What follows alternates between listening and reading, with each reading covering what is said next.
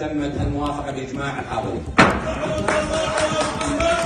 محمد اللهم صل على محمد وآل محمد.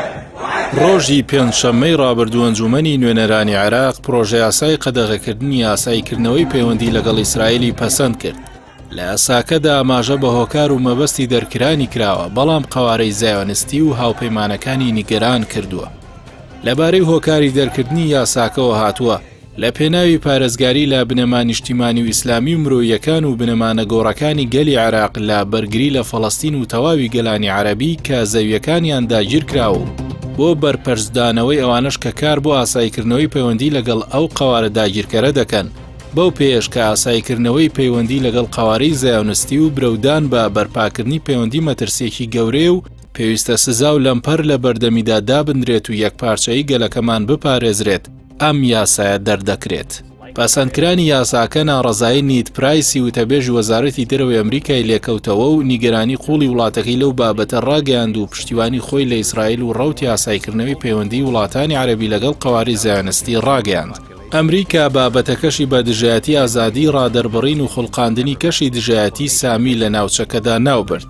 وەزیری دەوڵەت بۆ کاروباری دەرەوە و گەشەی بەریتانیاش نیگەرانی خۆی وڵاتەکەی لەو یاسایە دەربڕی، با تایبەتی بەپێی یاساکە خاوەنی پەیوەندیەکە لەگەڵ ئیسرائیل ڕوبەڕووی کوشتن دەبێتەوە.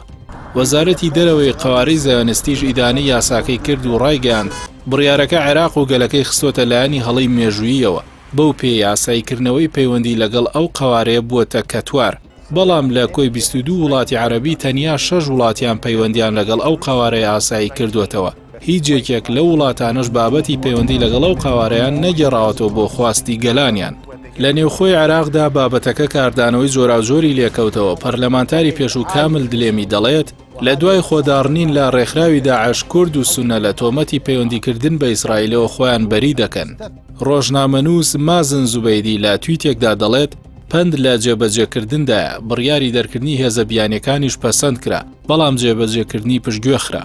ئەم یاسایە لە کاتێکی شڵەژانی سیاسی وڵاتدا دەردەچێت، بەڵام کاردانەوەیە کە بۆ ئەو کۆنگرەی ئەیلولی ڕابردوو هەندێک کەسایەتی هۆزەکانی عێراق بە ناونیشانی ئاشتی لە هەولێر بەستیان کە داوای ئاساییکردنەوەی پەیوەندیان لەگەڵ ئیسرائیل دەکرد.